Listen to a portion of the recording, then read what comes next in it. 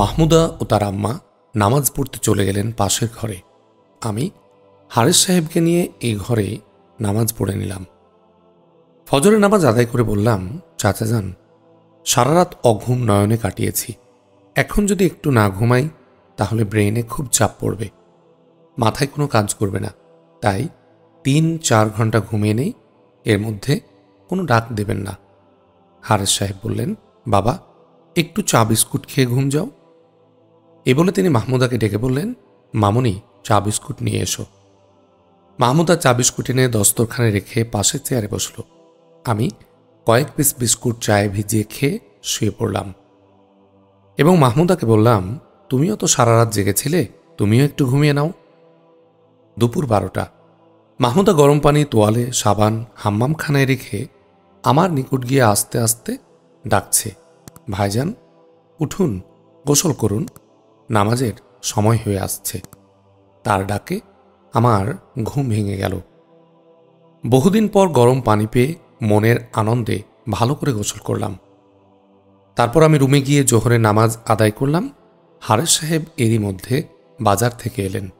তারপর দুজনে একসাথে বসে আহার করলাম আর মাহমুদা পরিবেশন করে খাওয়ালো।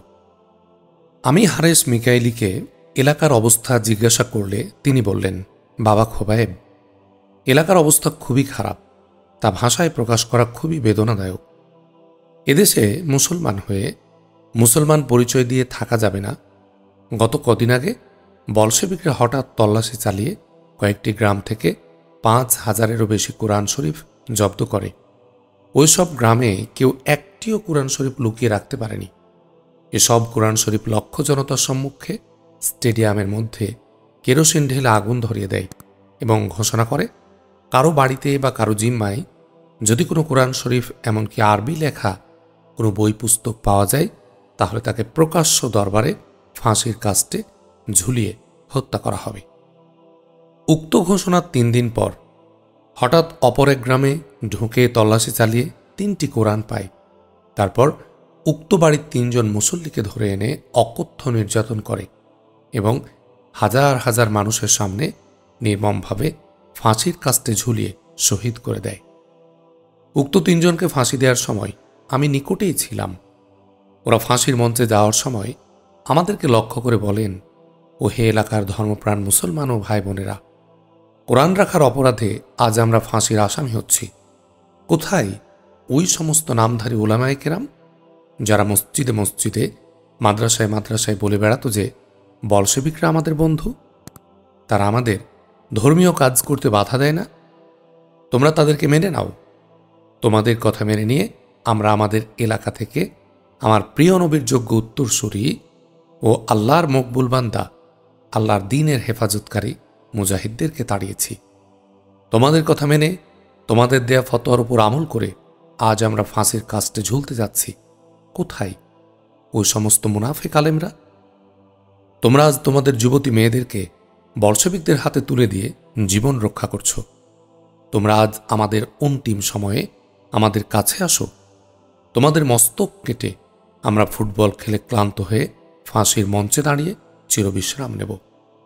ও হে ধর্মপ্রাণ এলাকাবাসী, তোমরা যদি মুসলমান হিসাবে বাঁচতে চাও, মা বোনদের ইজ্জত রক্ষা করতে চাও, মসজিদ মাদ্রাসা খানকার হেফাজত করতে চাও, তাহলে যার কাছে যা আছে তা নিয়ে বলশেবিকদের বিরুদ্ধে জিহাদে ঝাঁপিয়ে পড়ো।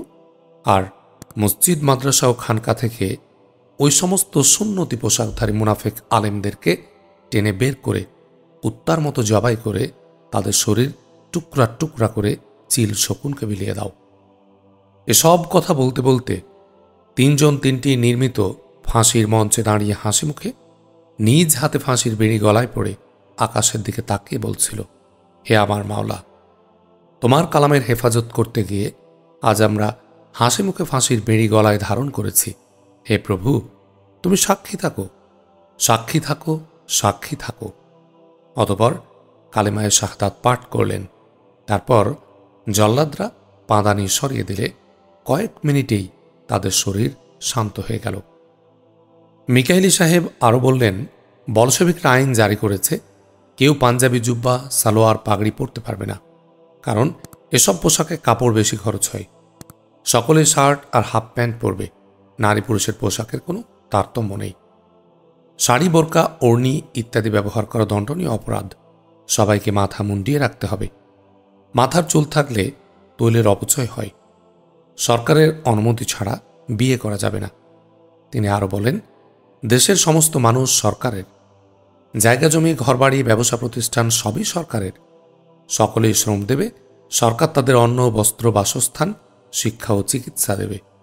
ব্যক্তি স্বাধীনতা ও বাক স্বাধীনতা বলতে কিছুই থাকবে না। যৌন চাহিদা মেটানোর জন্য সরকার যুবতীদেরকে নিয়ে যাচ্ছে। তাদেরকে একটি ব্যারাকে রাখার ব্যবস্থা করবে। পুরুষরা তাদের যৌন চাহিদা মেটানোর জন্য উক্ত ব্যারাকে যাবে এবং চাহিদা মিটিয়ে চলে আসবে। সেসব মহিলাদের উদরে সন্তান হলে তাদেরকে শিশু সদনে রেখে লালন পালন করবে। এরাও বড় হলে কাজ করবে, সরকার খাওয়াবে। এভাবে কেউ মালিক আর কেউ শ্রমিক থাকবে না। সমাজে সবাই হবে এক সমান। ধনী গরিবের কোনো দ্বন্দ্ব থাকবে না।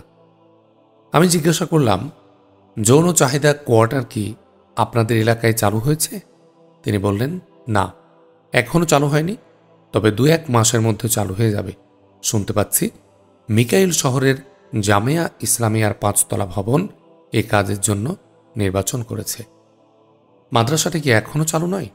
না, ওটা তো অনেক আগেই বন্ধ হয়ে দিয়েছে। উস্তাদরা কোথায়? যারা বলশেবিকদের সমর্থন করেনি তাদেরকে শহীদ করে দিয়েছে, আর যারা বলশেবিকদের মতবাদ মেনে নিয়েছে তারা কিছুই ভালোই ছিল। তারপর যখন ইসলামী শিক্ষা নিষিদ্ধ করে তখন তারা যার যার বাড়ি চলে যায়। এখন তারা তুলার চাষ করে। এই মাদ্রাসারই মুফতি সাহেব মুজাহিদদের বিরুদ্ধে ফতোয়া জারি করার পর অনেক টাকা পেয়েছিল বলশেবিকদের পক্ষ থেকে। তারপর আনোয়ার পাশার গোয়েন্দা বাহিনীরা তাকে জবাই করে দিয়েছে। তাহলে এই মাদ্রাসার কোনো আলেম জিহাদে যায়নি, তাই না? না, এমনটি নয়। আনোয়ার পাশার জিহাদের দাওয়াত পেয়ে 3-4 জন আলেম ও শতাধিক ছাত্ররা গোপনে গোপনে তার দলে যোগ দিয়েছিলেন।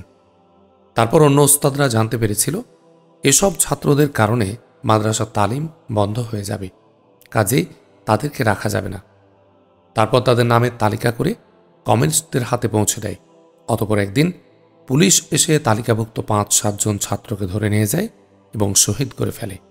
তারপর থেকে অন্যান্য ছাত্ররা মাদ্রাসায় যায়নি।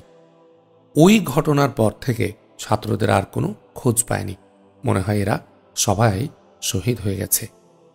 যেসব এলাকায় যৌন চাহিদা শিবির স্থাপন করেছে সেখানকার মানুষের প্রতিক্রিয়া কি?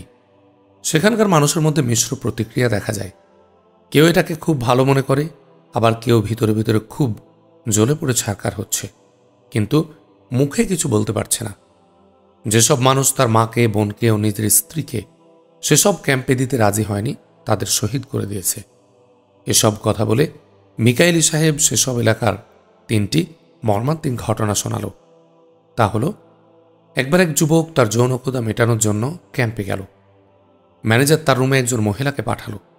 যুবক চেয়ে দেখে, হায় হায়, এ যে তার গর্ভধারিণী মা, যার উদরে সে জন্ম নিয়েছে, যার বুকের দুধ খেয়ে সে বড় হয়েছে। মা ছেলের মুখের দিকে তাকিয়ে লজ্জায় আঁচলে চেহারা রেখে বলল, বাবা, এজন্যই কি তোমাকে পেটে ধারণ করেছিলাম? তোমার মতো যুবক ছেলে থাকতে আজ জিহাদে বেরিয়ে যাচ্ছ না? তোমার তো উচিত ছিল নিজের এ তাজা দেহটি বিলিয়ে দিয়ে মা বোনের ইজ্জত রক্ষা করা, আর এখন এসেছ নিজের মা বোনদের ইজ্জত লুণ্ঠন করতে। মায়ের কথা শুনে সে বেরিয়ে যাচ্ছিল। ম্যানেজার তাকে জিজ্ঞাসা করল, কাজ সেরে এসেছ তো? যুবক উত্তর দিল, না, তিনি আমার মা হন। এতটুকু বলার সাথে সাথে ম্যানেজার বলল, এখানে মা, বোন, স্ত্রী, মেয়ে সবাই সমান। মৌলবাদীদের ফতোয়া আর চলবে না। এই বলে যুবকটিকে হত্যা করে ফেলল। অপর একদিন এক যুবক যৌন ক্যাম্পে গেলে তার নিকট তার সহোদর বোনকে পাঠায়। ভাই বোনের 4 চোখের মিলন ঘটলে উভয় অনেক রোদন করে। তারপর ছেলেটি বেরিয়ে আসলে ম্যানেজার নানা কিছু প্রশ্ন করে তাকেও শহীদ করে ফেলে। এভাবে অর্ধবয়স্ক কোনো লোক ক্যাম্পে গেলে তারই নিকট তার মেয়েকে পাঠিয়ে দেয়। মেয়ে পিতাকে দেখে পা জড়িয়ে ধরে কেঁদে বলে, আব্বা, শিশুকালে কেন আমাকে বিষ প্রয়োগে হত্যা করনি? পিতা লজ্জাবনত অবস্থায় কিছুক্ষণ বসে থেকে বেরিয়ে আসে, হায় রে কমিউনিজম, হায় রে সোশ্যালিজম, এই তোমার চেহারা? এসব মর্মান্তিক ও করুণ ঘটনা শুনে চোখের পানি রাখতে পারলাম না। তারপর তিনি বলেন, বাবা, আমি চেয়েছিলাম আমার অর্থ সম্পদ বিক্রি করে এ ব্যবসা গুটিয়ে মক্কা মদিনার দিকে হিজরত করব। তার ভাগ্যে হবে না, কারণ এখন আর জায়গা জমি সহায় সম্পদ বিক্রি করাও যাবে না, এগুলো সবই সরকারের। আমি বললাম, চাচা যান, জিহাদের আয়াত নাজিল হওয়ার পর হিজরতের আয়াতের আমল মনসুখ অর্থাৎ রহিত হয়ে গেছে। এখন হিজরত নয়, জিহাদ করে শহীদ হব না গাজী হব, এই দুটো ছাড়া তৃতীয় আর কোনো কিছুই নেই। চলুন আমরাও জিহাদের জন্য প্রস্তুত হয়ে যাই। মাহমুদা আমার কথা শুনে আনন্দে লাফিয়ে উঠল এবং বলল, আমি তৈয়ার, আমি যাব। বিকাল 4 ঘটিকে হারেস মিকাইলকে নিয়ে মাহমুদার মামা ডক্টর রাগেব মিকচির সাথে সাক্ষাৎ করতে তার বাসায় গেলাম। ডাক্তার সাহেবের সাথে এর আগে কোনোদিন সাক্ষাৎ হয়নি। আমিও তার নাম ভালোভাবে জানি, আর তিনিও আমার নাম বহুবার শুনেছেন। উভয়ের দিলে সাক্ষাতের তামান্নাও ছিল প্রচুর, কিন্তু কালের ঘূর্ণিপাকে তার সম্ভব হয়নি। ডাক্তার সাহেব একজন সম্ভ্রান্ত পরিবারের দিনদার দরদি ব্যক্তি। তিনি মুজাহিদদের প্রতি অত্যন্ত অনুরাগী, তাই সাক্ষাৎ করাটা খুব জরুরি মনে করেছিলাম। আমি কিছু ফল ফ্রুট কিনে নিলাম, শহরেই তার বাসা। আমরা হেঁটে তার বাসায় গিয়ে হাজির হলাম। আমাদেরকে পেয়ে ডাক্তার সাহেব আনন্দে আত্মহারা। তিনি খুশি প্রকাশ করতে গিয়ে বললেন, বাবা, তোমার আগমনে আমরা আজ ধন্য। তোমার পদধূলি পেয়ে মিকাইলের পদঘাট আনন্দিত। তোমার আগমনকে গাছগাছালি ও পাক পাখালিরা স্বাগত জানাচ্ছে। এই বলে তিনি আমার হাত ধরে বাসার ভিতরে টেনে নিয়ে চললেন। আমি মেহমানখানায় বসার ইচ্ছা করলে তিনি বললেন, বাবা, বাসায় তোমার মামিমা আর বোন ছাড়া অপর কেউ নেই, এসো, লজ্জা কিসের? আমি তার কথায় বিস্মিত হলাম। এর আগে কোনোদিন দেখা সাক্ষাৎ নেই আলাপ আলোচনা। হঠাৎ করে এত খাতির আপ্যায়ন, যেন আমার হাকিকি মামা বাড়ি। আমি লজ্জাবনত মস্তকে ঘরে ঢুকে সোফায় বসলাম। হারেস সাহেব একটি চেয়ার টেনে বসে গেলেন। আমি ফলের থলিটি হাত বাড়িয়ে ডাক্তার সাহেবকে দিয়ে বললাম, জনাব, এ আমার পক্ষ থেকে হাদিয়া। ডাক্তার সাহেব অধিকারের সুরে বললেন, আরে মিয়া, তুমি কি করছো? এতগুলো টাকা খরচ করার যৌক্তিকতা কি? তুমি আমার এখানে আসলে হাদিয়া নিয়ে আসতে হবে? এসব বলে তিনি অপর রুমের দিকে যেতে যেতে বললেন, ওগো সওদার মা, দেখো বড় লোকের বেটা তোমার জন্য কি নিয়ে এসেছে। দেখো কত বড় লোকের সন্তান সে। আমি টেবিল থেকে আজকের খবরের কাগজটি হাতে নিয়ে উল্টিয়ে দেখি প্রথম পৃষ্ঠায় আমাকে ধরিয়ে দেওয়ার সংবাদ ছাপা হয়েছে। এতে রয়েছে উসাইদের কল্পিত আঁকা ছবি, যা আমার নামে প্রকাশ করা। এত চিন্তা আর পেরেশানির ভিতর দিয়ে আমি হাসি চেপে রাখতে পারিনি। হারেস সাহেবের চোখ পড়তে আমার হাসি মিলিয়ে গেল। তিনি জিজ্ঞাসা করলেন, কি হয়েছে বাবা, হাসছ কেন? তার নিকট কথা গোপন রাখা লজ্জাবোধ করছিলাম, তাই বললাম, চাচা যান, আমাকে ধরিয়ে দিতে যখন পুরস্কার ঘোষণা করা হলো এবং কেউ ছবি দিতে পারলে $10,000 ঘোষণা করা হলো, তখন আমারই সহযোদ্ধা উসায়েদ শহীদ রহমতুল্লাহ আমার কাল্পনিক ছবি অঙ্কন করে দেয়ালে দেয়ালে পোস্টার লাগিয়ে দেয়। তারপর কয়েক ভঙ্গিতে কয়েকটা ছবি, যেমন ভাষণ দেয়া, ট্রেনিংরত অবস্থা, হামলা করার অবস্থা, সব কিছু তৈরি করে বলশেবিকদের হাতে দিয়ে বলল, এগুলো খোবায়েবের ছবি। তারপর তাকে $8,000 পুরস্কার প্রদান করে। এরপর থেকে এই ছবিগুলো পোস্টার আকারে সারা দেশে বিলি করছে। আমার কথা শুনে হারেস সাহেবও খিলখিল করে হেসে উঠলেন এবং বললেন, আল্লাহ পাকের অপর মহিমা। একজন সাধারণ ব্যক্তির একটু ব্রেন খরচে একটি জীবন বেঁচে গেল। আয় আল্লাহ, উক্ত মুজাহিদদেরকে তুমি জান্নাতের উচ্চ মাকাম দান করো। এর মধ্যে ডাক্তার সাহেব দস্তরখান, জগ, গ্লাস নিয়ে রুমে প্রবেশ করলেন। তার পিছন পিছন দিয়ে বড় এক থালা ভর্তি ফল নিয়ে সালাম দিয়ে ঢুকল সওদা। ফলের থালা দস্তরখানে রাখতে রাখতে আমাদেরকে ভালো মন্দ জিজ্ঞেস করল। এর পিছন দিক দিয়ে সওদার আম্মা নিয়ে এলেন চা বিস্কুট। তারপর আমরা সবাই মিলে ফল খেলাম এবং চা পান করলাম। এক পর্যায়ে সওদা হারেস সাহেবকে মাহমুদার কথা জিজ্ঞেস করলে তিনি অল্প কথায় উত্তর দিলেন যে সে বাসায় আছে, আগামীকাল অফিসে আসবে। তারপর ডাক্তার সাহেবকে আহত সৈন্যদের কথা জিজ্ঞাসা করলে তিনি বললেন, আমার হাসপাতালে আহত সৈন্য ভর্তি আছে 96। এর মধ্যে জরুরি বিভাগে 35 এবং 35 জনের মধ্যে ভর্তি 4 ঘন্টার মধ্যে মৃত্যু হয় 25 জনের, আর বাকি 100 জনের অবস্থা আশঙ্কাজনক। বাকি 61 জন যদি বেঁচে যায় তাহলে এরা আজীবন পঙ্গু হয়েই থাকবে, কারণ এদের কারো এক হাত, কারো পা, কারো উভয় পা চলে গেছে। হাসপাতালে ভর্তির পর হাত পা মিলিয়ে 11 জনের অপারেশন অর্থাৎ হাত পা কেটে ফেলা হয়েছে। সামরিক হাসপাতালেও রোগী আছে, সেখানে কতজন তার সংখ্যা জানা নেই, তবে ধারণা করা হচ্ছে সেখানে অফিসারদের ভর্তি করা হয়েছে। আমি জিজ্ঞাসা করলাম, হাসপাতালে ভর্তির পর এসব খোদাদ্রোহীদের গোপনে মেরে ফেলার কোনো সুরোধ করা যায় না? আমার প্রশ্নের উত্তরে সওদা বলল, এ ব্যাপারে আব্বু কিছু বলতে পারবেন না, কারণ তিনি হলেন পরিচালক। সবগুলো বিভাগের তদারকি তাকেই করতে হয়। যেসব ডাক্তারগণ ও সিস্টারগণ ওয়ার্ডে থাকেন তাদের দ্বারা এসব সম্ভব। যেমনের উত্তর তো গোপনই রয়ে গেল। বলো বোন, তোমাকে কেউ কিছু বলবে না। ডাক্তার সাহেব তাকে অভয় দিয়ে বললেন, বলো মা, কি বলতে যাচ্ছিলে? সত্য কথা বলো, তোমার কোনো অসুবিধা হবে না।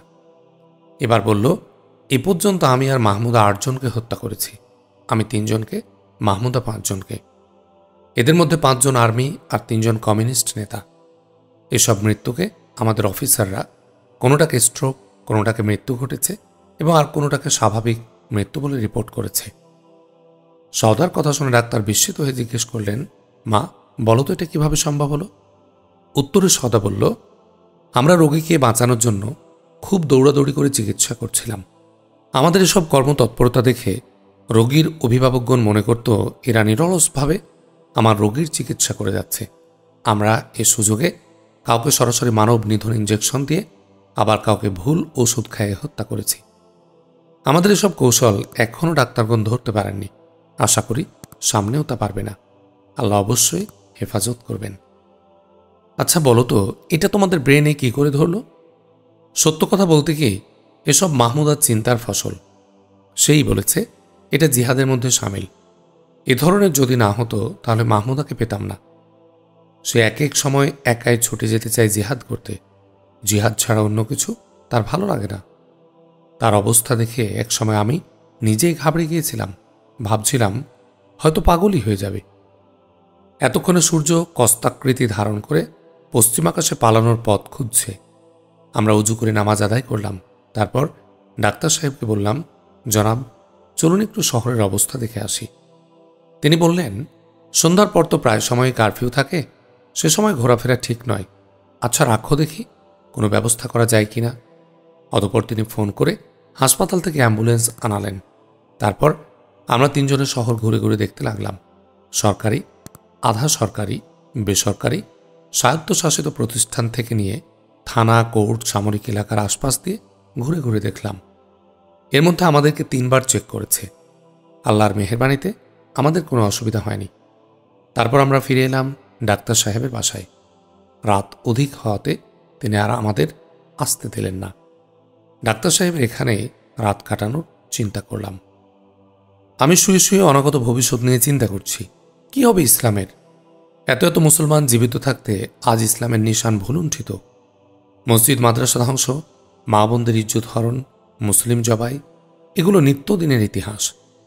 মুসলমানরা যদি জানত, মুসলমানদের যদি ঐক্য থাকত, উলামায়ে কেরাম যদি ফতোয়াবাজি না করত, তাহলে মুসলমানদের ভাগ্যে এমন দুর্দশা থাকত না।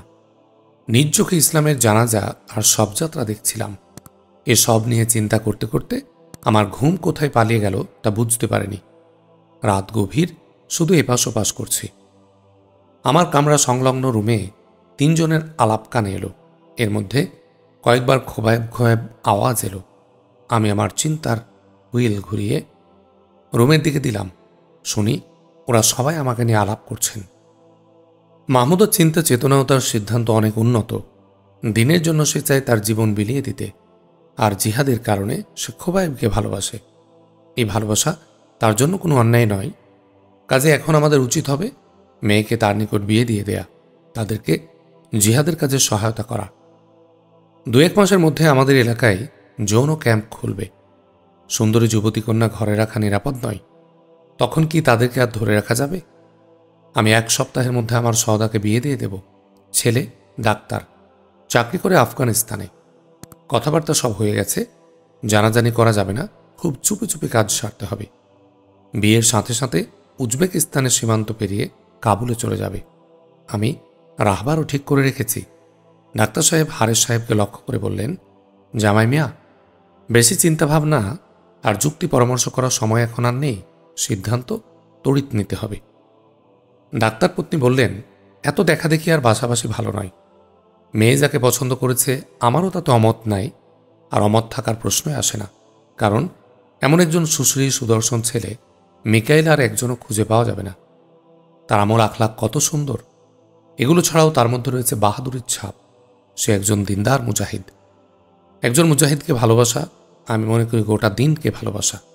আর একজন মুজাহিদকে খারাপ জানার অর্থ হলো গোটা দিনকে খারাপ জানা। এ সুযোগ আর পাওয়া যাবে না। 1-2 দিনের মধ্যে কাজটা সেরে ফেলা দরকার। হারেস সাহেব বললেন, ছেলে যদি রাজি না হয় তাহলে? ডাক্তার সাহেব বললেন, ছেলে অবশ্যই রাজি হবে।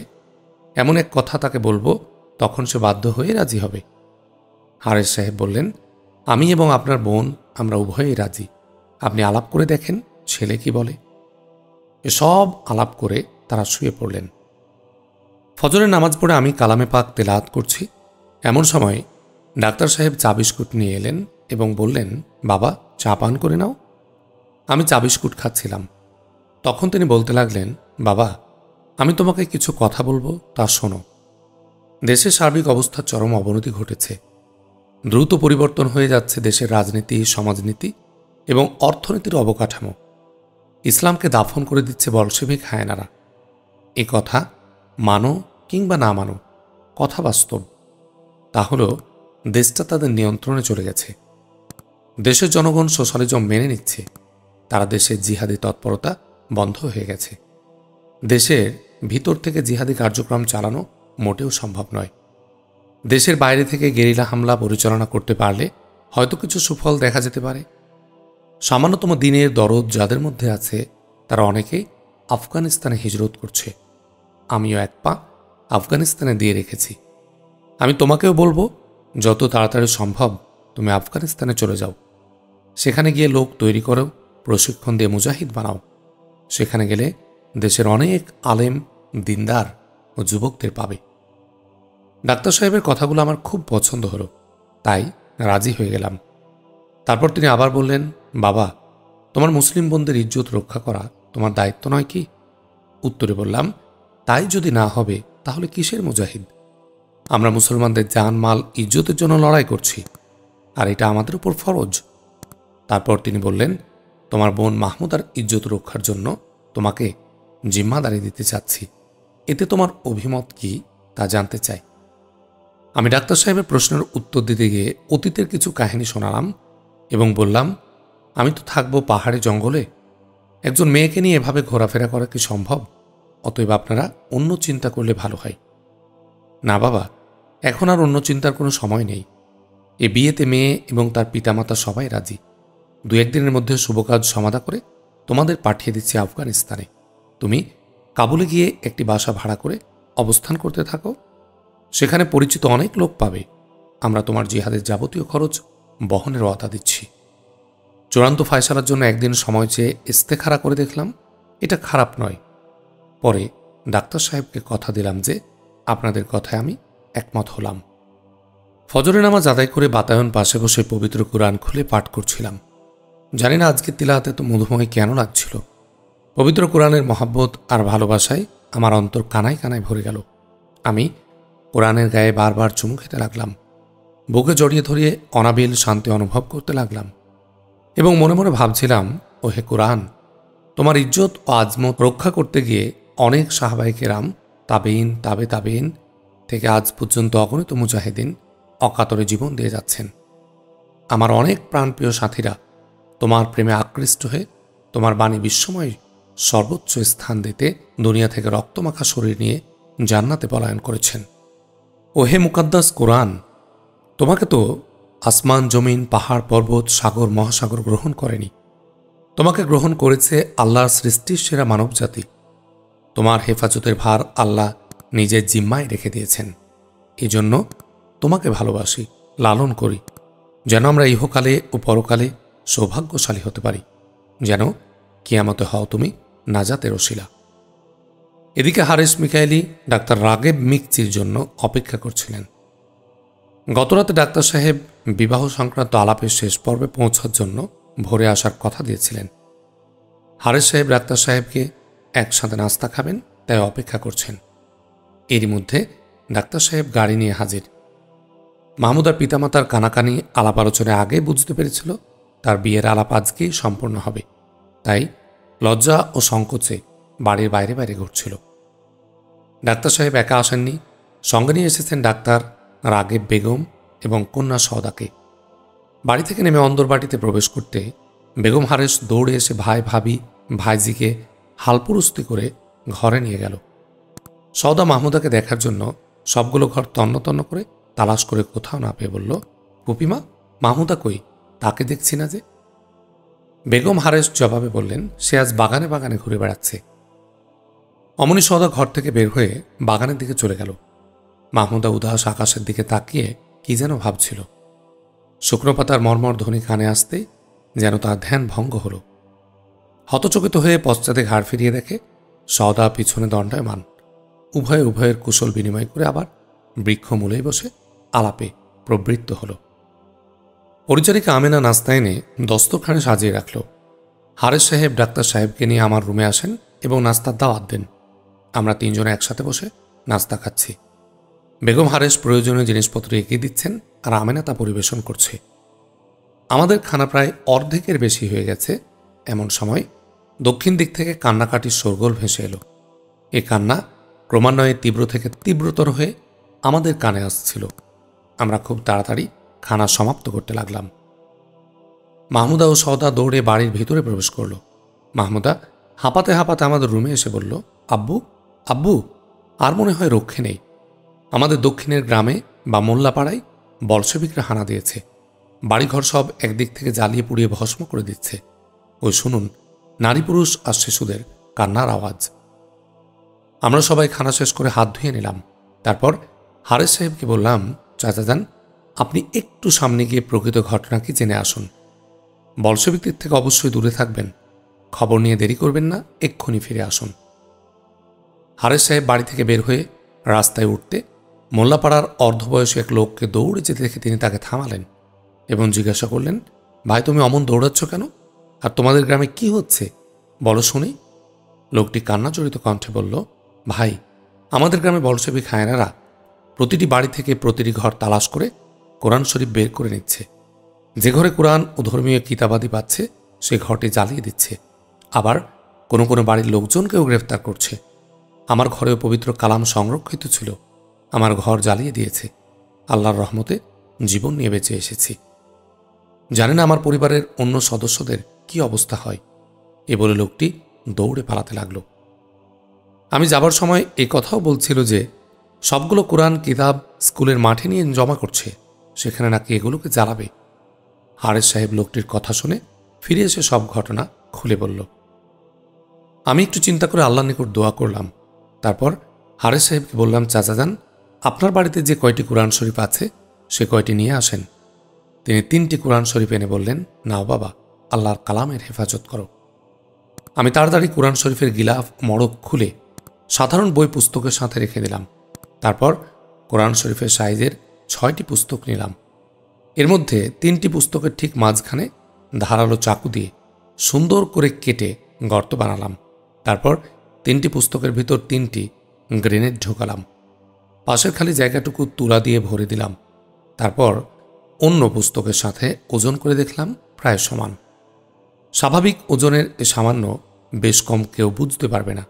তারপর এগুলোর মধ্যে কোরআন শরীফের গিলাপ পরিয়ে 6টা একসাথে বেঁধে কাপড়ে মুড়িয়ে মসজিদের তাকে নিয়ে রেখে দিলাম। আমার হাতিয়ার আর গোলা বারুদগুলো গোপন স্থানে নিয়ে খুব সাবধানে রেখে দিলাম। ডাক্তার সাহেব ও হারেস সাহেব আমাকে নিয়ে চিন্তায় অস্থির। আমি উভয়কে সান্ত্বনা দিয়ে বললাম, চাচা যান, আমার জন্য মোটেও চিন্তা করবেন না। জীবনে বেঁচে থাকার আশা আমার অন্তর থেকে অনেক পূর্বেই পালিয়ে গেছে।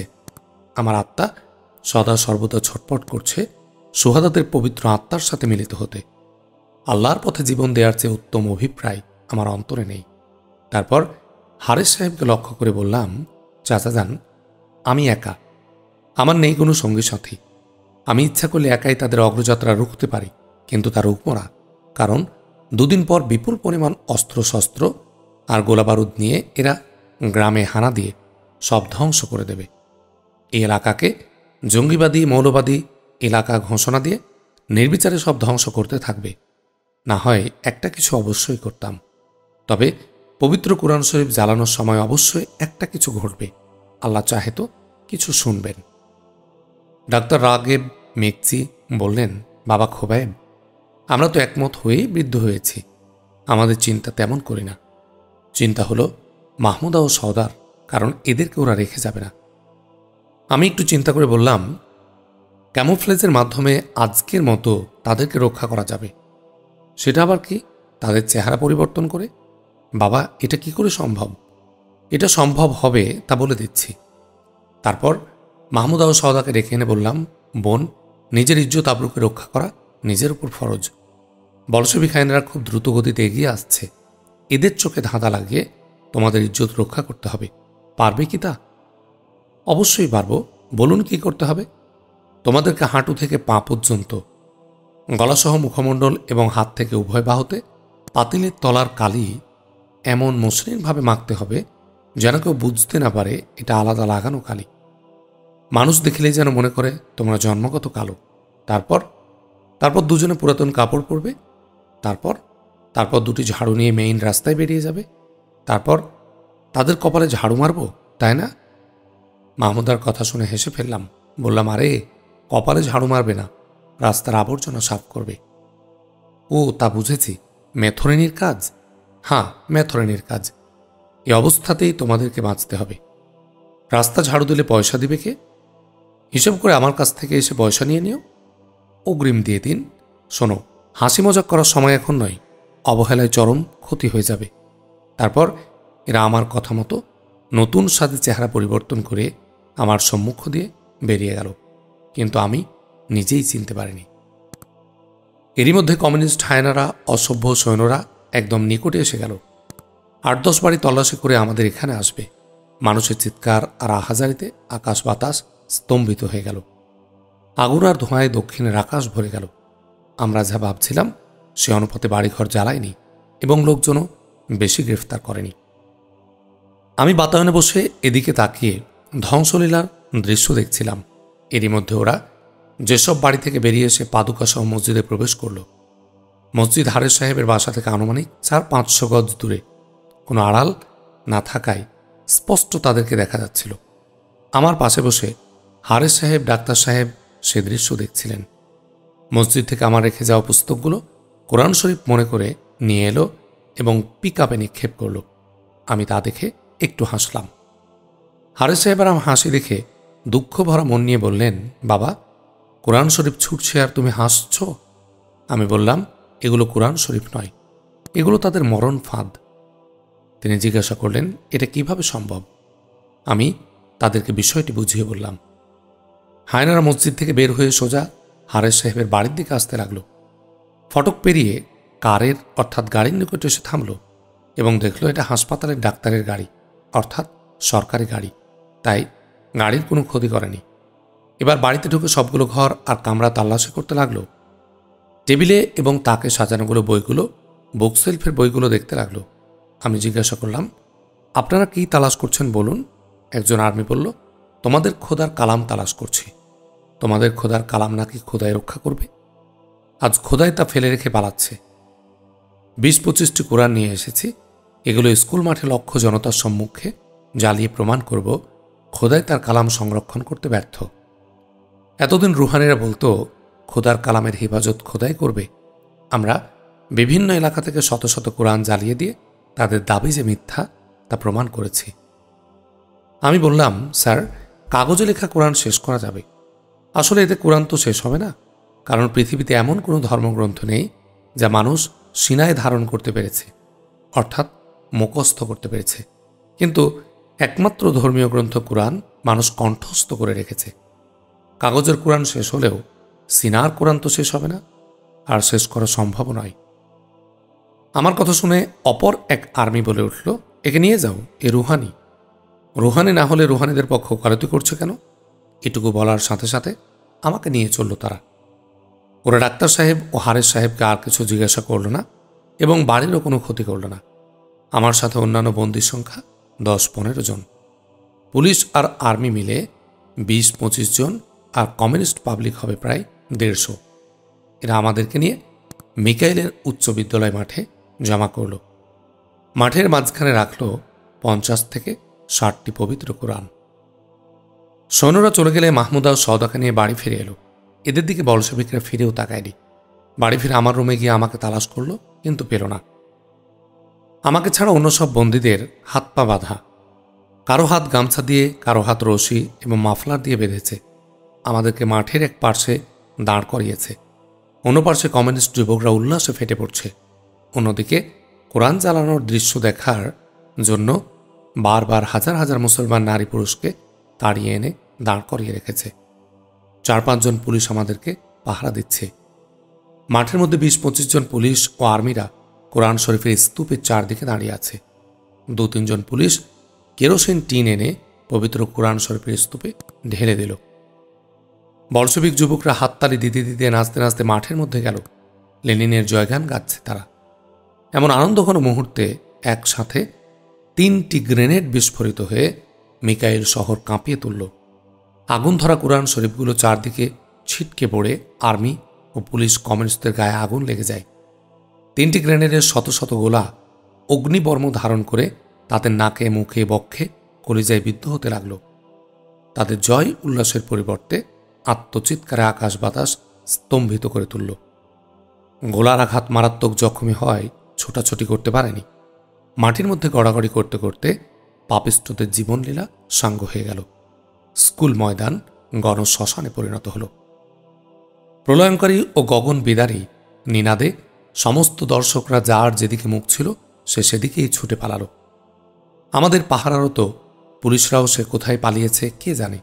আমি তাড়াতাড়ি অন্যান্য বন্দীদের হাতের বন্ধন খুলে দিয়ে বললাম, যাও, জলদি পালাও। বন্দীরা জীবন বাজি রেখে দৌড়ে ময়দান ত্যাগ করল। সবাই শুধু দৌড় আর দৌড়। কার আগে কে পালাবে, একজনের শরীরে ধাক্কা লেগে আরেকজন ছিটকে পড়ে পিষ্ট হচ্ছে। মানুষের এই দুরবস্থা দেখে আমার দিলে খুব মায়া লাগলো। আমি রাস্তায় দাঁড়িয়ে চিল্লিয়ে চিল্লিয়ে বললাম, ভাই সব কিছুই হয়নি, কিচ্ছু হয়নি। এটা আর্মিদের উল্লাসের তোপধ্বনি, কোরআন জ্বালানোর উল্লাসের তোপধ্বনি। আপনারা নিজ নিজ বাড়ি ফিরে যান, ভয়ের কোনো কারণ নেই। আমার চিল্লাচিল্লিতে দৌড়ে ক্লান্ত কিছু মানুষ ও বৃদ্ধরা থেমে যায়। এরা বলল, আর দৌড়াতে পারবো না, মারে মারুক, মরব। চলো বাড়ি ফিরে যাই, দোকানে চলে যাই। সব কিছু ফেলে কোথায় যাব? মওতের হাত থেকে কেউ বাঁচতে পারেনি, আমরাও পারবো না। অযথা দৌড়ানোর কোনো অর্থ নেই, চলো যা হয় হবে। এ বলে একদল লোক উল্টা দিকে খুব মন্থর গতিতে এগোচ্ছিল। এদের দেখে অন্যদেরও সাহস হলো। এরাও তাদের পশ্চাতে বিপরীত দিকে হাঁটতে লাগলো। এদিকে ডাক্তার সাহেব রাস্তার লোকজনের দৌড়াদৌড়ি আর কান্নাকাটি দেখে অস্থির হয়ে বললেন, তোমরা কে কোথায় আছো, জলদি চলো, বেরিয়ে যাই, আর হয়তো থাকা যাবে না। বেগম হারেস এসে ডাক্তারকে জানালেন, ভাইজান, আপনার ভাগ্নিকে পাচ্ছি না। কেন? মাহমুদা আর সওদাকে তো আসতে দেখেছি, ওরা গেল কোথায়? সওদা এসে গোসল করে খানা খেতে বসেছে, কিন্তু মাহমুদাকে পাচ্ছি না। এ বলে বেগম হারেস কাঁদতে লাগলেন। এরই মধ্যে আমি মাহমুদার হাত ধরে প্রধান ফটকের ভিতর দিয়ে ভবন আঙ্গিনায় চলে এলাম। এমন সময় ডাক্তার সাহেব বলে উঠলেন, দেখো দেখো, মাহমুদা ফিরে এসেছে। আমাদের আগমন সংবাদ পেয়ে বাড়ির সবাই এসে আমাদের ঘিরে ধরল এবং কিভাবে ছাড়া পেলাম, শহরে কি ঘটল আর মাহমুদাকে কোথায় পেলাম সব জানার জন্য উদ্গ্রীব হয়ে উঠল। আমি অল্প কথায় সমস্ত ঘটনার বর্ণনা দিলাম। আমার কথা শুনে সকলে আল্লাহর শকর আদায় করতে লাগলেন এবং সিজদায় লুটিয়ে পড়লেন। বেগম হারেস বললেন, তোমরা যাও, গোসল করে খানা খেয়ে নামাজ পড়ে বিশ্রাম নাও। আমরা গোসল করে নিলাম, তারপর নামাজ আদায় করে খানা খেয়ে বিশ্রাম নিতে শুয়ে পড়লাম।